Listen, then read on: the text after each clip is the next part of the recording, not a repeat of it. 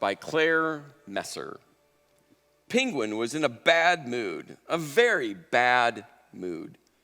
He didn't know why and he didn't care. He stomped his feet all the way home. He pulled off his grumpy coat and kicked off his grumpy boots, but he was still grumpy. He tried to shake it off, but he was still grumpy. So he pulled off one grumpy sock and then the other, but he was still grumpy. So he took off his grumpy overalls. Nope, still grumpy. Finally, he took off his grumpy underpants. I'm still grumpy, you know. Then Penguin took a deep breath and he counted. 1, 2, 3, splash. The water was nice and cold. Penguin played with his duck. He hid under the water and made himself a bubble beard. Little by little, he was starting to feel much better. It was time to get out of the tub. He put on his favorite pajamas and he had a steaming cup of hot chocolate. He read his favorite book and he found his favorite teddy and climbed into bed. As Penguin fell asleep, he knew that tomorrow would be a good day because all of the grumpiness had been washed away. What happens when the grumpiness can't be washed away? I mean, it's a cute children's book, and we all understand that we've all had days where we've woken up on the wrong side of the bed. You know, those days where just something feels off and you kind of make your way through and you're not really sure what's wrong or what's not wrong. I mean, but you just make your way through and you just know, well, maybe it's just one of those off days. Wake up the next day and the grumpiness is gone. But we're all living in a season right now where it's so much more than grumpiness, isn't it? Like I think about the last 4 weeks, our social distancing, our social isolation, our quarantine. I mean, words and phrases that, have completely different meaning now than they did 4 or 5 weeks ago. Do you find yourself waking up in the morning? Do you remember that older movie, Groundhog's Day with Bill Murray? You know, every day he wakes up, it's the same day, it just repeats itself. Doesn't that feel like it does now? You wake up every day and do you find yourself wondering, what day is it? I woke up one Saturday morning and I started pulling out all of the food, marinating, getting things defrosted, getting ready for Easter Sunday dinner. Only to have my wife come downstairs, and Kim looked at me, he's like, well, what are you doing? I'm like, well, I'm getting ready for Easter dinner, duh. She goes, Chris, Easter's a week from tomorrow. I was a week completely off. You see, I think if we were just facing grumpiness right now, that would be one thing. But we all know we're navigating something so much different, so much deeper, at moments so much darker. Well, my name is Chris, and it's so good to have all of you with us today. And we're going to be journeying through this series titled Unstitched. How to hold things together when we're coming apart. And if you're like me, which I just think we're all at the same place, all of us at some level find ourselves coming unstitched. And so we're just going to face the reality that all of us are living in, this unprecedented season where we find ourselves trying to figure out how do we navigate life now? I mean, life was difficult before, but this last 4 weeks, we're all facing something no one's faced before. So we're going to be following the life and the storyline of a guy named Elijah. Elijah was a prophet of God, which means that he was God's spokesperson. God would tell Elijah what to say and to who to say it to, and Elijah would just go find that person or that group of people and say, hey, God says this. So we're going to follow Elijah's storyline, and we know very little bit about Elijah, but there are some really cool moments along his story that I think are going to be super helpful as we make our way through this series called Unstitched. Well, two of the key other kind of characters or people in the storyline for today are one of them is named King Ahab. And King Ahab was a king of God's chosen people, the Israelites. But it's important to remember that God didn't want his people, the Israelites, to have a king. He actually tried to convince them not to have a king. But he finally said, if you want a king, I'm going to give you a king. And just know that kings are going to do what they're going to do. They're going to abuse their power. They're going to position themselves. They're going to manipulate you. I mean, just kings do what kings do. And over the years, kings did exactly what God knew they would do. And King Ahab was an evil king. But we'll get to more of him in a moment. King Ahab was married to Jezebel. And Jezebel and King Ahab had this competition going on to who could be the evilest of the two. I mean, they really were competitive individuals, and you're going to see that play out. First time Elijah has this interaction with King Ahab, he says something so direct to him.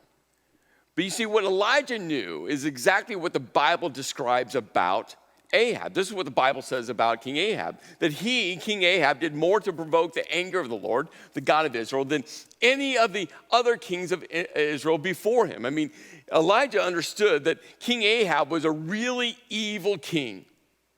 And this is why Ahab provoked that level of anger to God.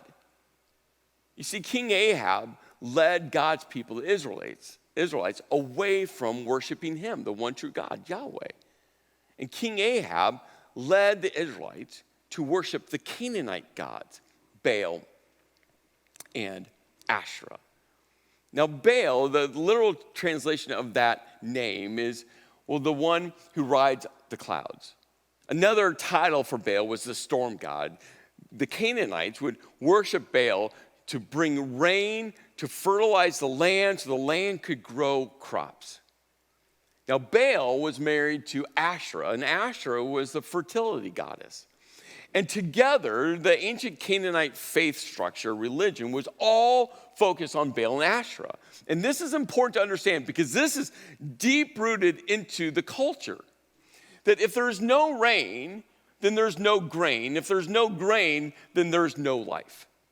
For them, I mean, thousands and thousands of years ago, I mean, rain was everything. I mean, we understand the importance of water now. But for them, I mean, they had to have it rain. And God over and over again to the Israelites said, I will provide, I will provide, I will provide. And the storyline throughout the Bible reflects that God did provide for his people. But now King Ahab had led God's people away from worshiping him and trusting in him to now worshiping these Canaanite gods. And you see, part of the framework around this ancient religion had two powerful driving forces. The first one, the demand for rain, again, that's just life, for food, for water, and the drive for sex. Because what they would do is they would worship Asherah through having sex with the different prostitutes and temple prophetesses. And they thought that they could convince Asherah to have Baal bring the rain. And so these two driving factors, the demand for rain and the drive for sex, were at the foundation of this ancient Canaanite faith. And Ahab had led God's people to worship Baal and Asherah. So Elijah comes to Ahab, and the first recorded conversation we have is Elijah says to Ahab, as surely as the Lord, the God of Israel lives, the God I serve. Elijah makes it clear, Elijah makes it known that he follows the one true God, Yahweh, that he serves only God.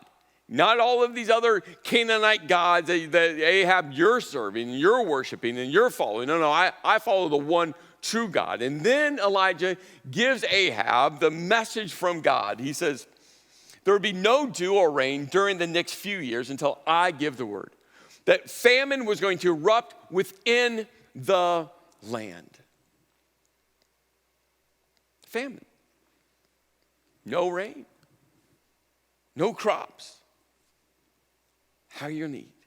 And for 3 years, they faced famine. 3 years. Now, we've been in quarantine about 4 weeks or so. 4 weeks. And it's been hard. I don't want to minimize what we have faced, but I just want to put this in perspective for a moment. They faced famine for 3 years. over 150 weeks, that was their reality. Over 150 weeks. And then one day, God says, now it's time. Go to Ahab and give him a message. And so Elijah takes off to go find Ahab. And as he was approaching Ahab with a message from God, Ahab sees him coming. And Ahab goes, so is it really you, you troublemaker of Israel? I mean, what a nice, warm, encouraging greeting from the evil king Ahab. And Elijah looks at the king and says, hey, we're going to have an epic competition. An epic competition. And Ahab, this is how it's going to look. You go gather up your 450 prophets of Baal and your 400 prophetesses of Asherah. And it's going to be 850 of your prophets versus the one true God. So he sets up the scenario where they're going to take a bull and put the bull on the altar of wood, and they were going to dance around it, and that they're going to call to their God, Baal and Asherah, to rain down fire from heaven. So all day long, 850 prophets danced around the altar, sang around the altar, screamed around the altar. They cut themselves. I mean, their bodies were just flowing with blood all day long, crying out to their God to rain down fire from heaven, and nothing. Then Elijah steps up. And not only does Elijah step up, he instructs some people to go get 4 jars of water, big jugs of water, to bring them and pour the water over the altar. He digs a trench around it to make sure it captures the water, and then he sends them back, and they do it 3 times. 3 times. Massive jugs of water. The bowl completely covered in water. The wood saturated with water. The trench filled with water. The ground completely covered in water. And then Elijah calls out to the one true God, his God, Yahweh.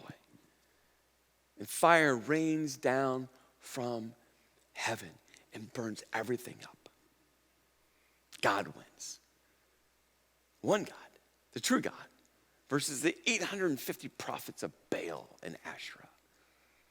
Elijah takes all the prophets and kills them all. If you've never read the story, I would encourage you to read this story. It's a great story. Well, at this moment, Elijah's. He's victorious. God's victorious, but it's Elijah. It's one of those pinnacle moments. Well, Ahab goes back to Jezebel to tell Jezebel everything that had happened. But what had been going on, Jezebel, during this little competition, she had been out killing other prophets of the one true God, because this is what Jezebel did. She wanted to wipe out all the prophets of the one true God. Ahab goes and tells Jezebel, hey, let me tell you the story of what I just witnessed. And Jezebel says, may the God strike me and even kill me if by this time tomorrow I have not killed you just as you killed them, meaning Elijah. She's gunning for Elijah. She's coming after Elijah. She wants to kill Elijah. And how do you think Elijah responds? Remember what he just witnessed. He was afraid. And he fled for his life. Now, was his fear rational? You could easily say yes. He had heard the stories about how evil Jezebel was. He knew that she was out killing prophets just like him. But on the other side, what had Elijah just witnessed? Just witnessed God rain down fire from heaven. He just witnessed God do something unimaginable. But fear is powerful, isn't it? Fear has such a significant impact on you and on me. Well, there's going to be 4 insights that we're going to hold on to from, Elijah's life, especially as he's coming unstitched. And these 4 things that we're going to learn from Elijah's life apply to us to this day. You're going to see them in your life.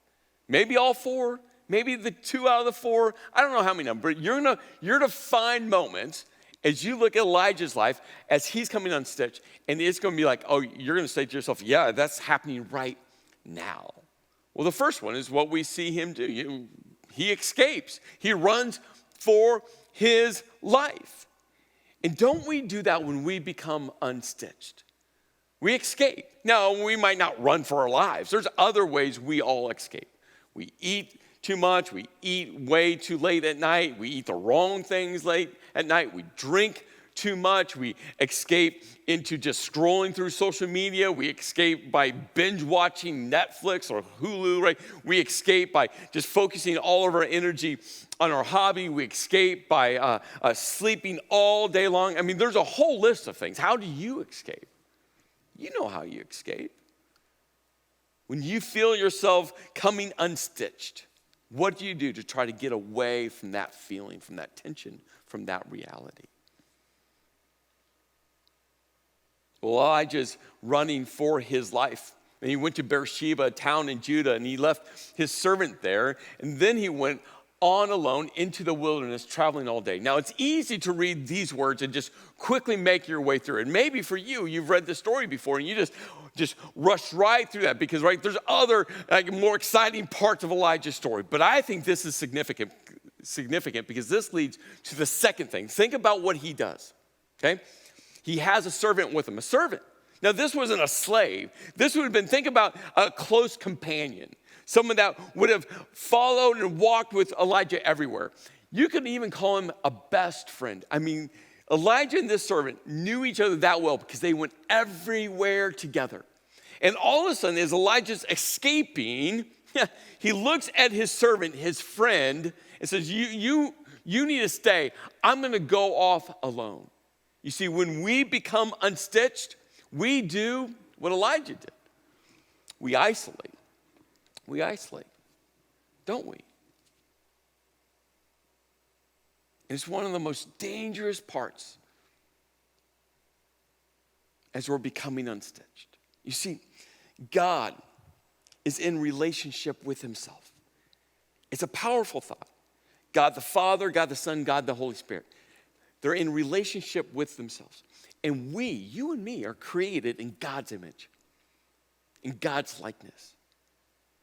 We were created for relationship. We were created to be together. And hear me, this isn't about extrovertedness and introvertedness. My wife, Kim, is extrovert. I'm on the introvert side. I'm not talking about that personality types. No. Even if you're an introvert, you're designed for relationship. And we think about what's happening right now in our quarantine, our social distancing, in our social isolation. We're being forced into isolation. We're being forced into it. And that's why we as a church have been doing everything we can throughout the week. I mean, for the last 4 weeks, trying to create intentional connection points for all of us. I mean, nights of worship and Facebook Live and making sure that people are engaging on our online campus in chat, not just to watch, not just to consume, but engage in conversation. It's why we've been creating other spaces for kids and students to interact together. We're doing everything we can to try to help us not isolate because all of us at some level are becoming unstitched. And we want to isolate. And hear this. You can be on social media and feel like you're connecting and still isolating. You can be texting people and still be isolating. The question is, are you really revealing what's going on within you? Are you actually sharing with people the areas in your life that you're coming unstitched? Well, Elijah sends his servant on. He finds a solitary broom tree and he begins to pray. And what do you think? Elijah, a prophet of God, a man of great faith, what do you think he prayed for in this moment? pray that he might die. He said, I've had enough. I've had enough. Are you there now? Have you just had enough? You find yourself going, really, can I do this another day? Can I face another day? Can I wake up another morning and go, how do I get through this day? Maybe it's loneliness, maybe it's financial pressure, maybe it's job, maybe you just got laid off or you know it's coming your way. Maybe you're just so overwhelmed with fear and anxiety where you're just thinking about what's life going to look like 6 months from now, and you're just consumed there. You're reading the news and every headline just has you filled with fear. Do you find yourself right now just saying, I've had enough? I want you to know, Elijah, a prophet of God, got to that point. And not only did he say, I had enough, he goes, God, take my life, for I'm no better than my ancestors who have already died. It's like, I'm no better. No better. You see, this leads to the third thing that happens when we become unstitched. We escape, we isolate, and we ruminate. Now, this word ruminate is an awesome word. It comes from this Latin word that means to chew over again. Usually the word ruminate gets tied to cattle, because that's what cows do, right? Cows graze on grass, they eat it, they swallow it, they throw it back up in their mouth, they chew it again and swallow it again and repeat. Disgusting, I know. But that's what they do over and over again. They chew, they swallow, they throw it up, they chew it again, they swallow, they throw it up. I mean, that's what ruminating is, chewing over again. But we ruminate mentally, don't we? With our thoughts. That's what Elijah was doing. I'm no better than my ancestors. I'm no better than. God, I gave you my life, and look where I am at now. God, yeah, you rained down fire from heaven, but then Jezebel was coming my way. God, I gave you my life, and now I'm running for my life. God, why, God? Think about when Elijah isolated himself from his servant, his friend. I think, we don't know this from the text, I think that's where the ruminating really kicked in. Because that's what happens. That's why isolating is so dangerous. So dangerous. Because when we isolate, our thoughts run rampant. And guess what we do with our thoughts? We ruminate our thoughts. We regurgitate them. We flip them over and over again. We chew them and throw them back up and chew them and throw them back up, don't we? Our minds. We ruminate. Elijah was at that point. He didn't want to go on. And he laid down and slept under the broom tree. And then watch what God does in his life. As he was sleeping, an angel, God's messenger, God sent someone to help Elijah. And that angel touched him. I mean, isn't there a power of touch? Some of you hate hugs. Some of you love hugs. And most of us are in between. I mean, you know someone who loves hugs. Like you have a name right now. That person, when you see them, you know you're going to get a hug no matter if you want it or not. Like you cannot tell them no. They're just going to hug you. For some of you, you're the hugging type. For some of you, you're like me. I'm never sure. Do I hug? Do I not hug? I'm conflicted when it comes to hugs. But we all know there's something about human touch. It's why we see Jesus over and over again touching people to heal people. There's power in human touch. And God sends this messenger. And I think God said to the messenger, hey, when you get to Elijah, make sure you touch him. Don't stand on a distance. Don't stand up on a big stone. Don't stand, right?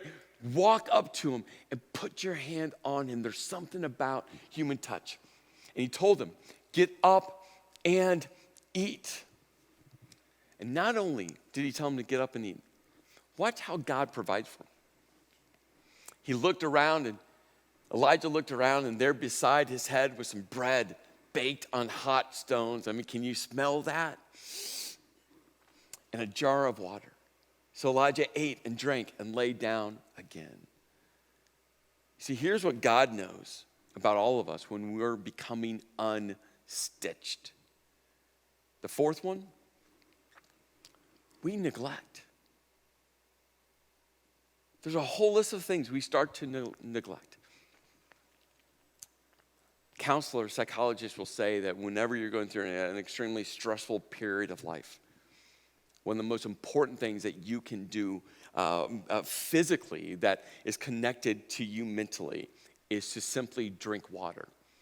Water is one of the greatest healing things, especially when you're going through grief, when you're going through loss, when you're going through pain, when you're going through sadness, is to drink water, to keep your body hydrated. That if you care for your physical body, it's going to help your mental side of who you are and your emotions. And God just knew that Elijah was neglecting just some of the basic needs: food, water, and human touch. So Elijah, the angel of the Lord came again and touched Elijah and said, "Get up and eat some more, or the journey ahead will be too much for you." So he got up and ate and drank, and the food gave him enough strength to travel 40 days and 40 nights to Mount Sinai, the mountain of God. Next week, we'll pick up from the story from there. But let me ask you this question. Out of these four, escape, isolate, ruminate, and neglect. If you took a scale of 1 to 10, 1 being you're not dealing with it at all, and 10 being like 100%. Where do you find yourself right now? Where do you find yourself? I want to give you just a few moments. My challenge for you is to write down these 4 words. Maybe take a screenshot of these 4 words. And literally write down, or maybe you're sitting with someone, a friend, a spouse, sitting with your kids, and talk about escape, 1 to 10. Isolate, 1 to 10. Ruminate, neglect, 1 to 10. Just put a number where you find yourself right now in this season of life.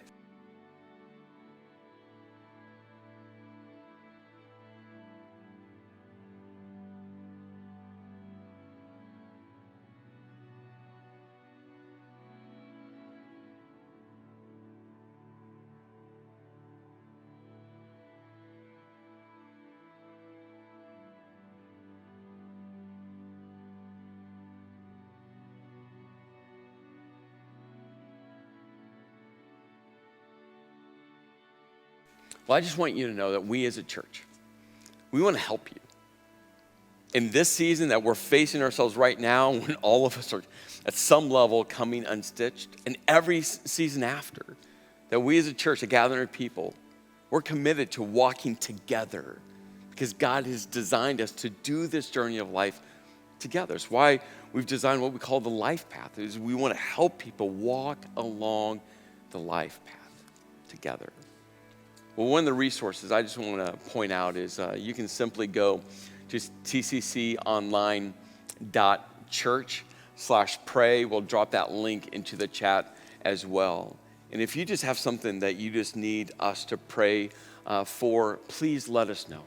And I mean that. We as a team, a staff, we just want to pray over you specifically by name and what you're facing. If you have a real need, put it in that prayer window and just let us know. And we just want to pray for you. And if there's something else specifically we can do with you, for you, to help you, please let us know. Please let us know. Don't isolate. Well, my wife and I were going through a pretty difficult season of life where we were coming unstitched. And my wife had a really good friend who painted this for her and gave it to her. She wrote the words to a worship song called Oceans.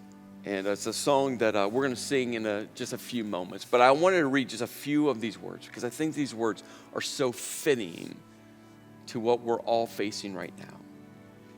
You call me out upon the water, the great unknown, where feet may fail. And I find you in the mystery, in oceans deep. My faith will stand. And I will call upon your name and keep my eyes above the waves. When oceans rise, my soul will rest in your embrace. For I'm yours, and you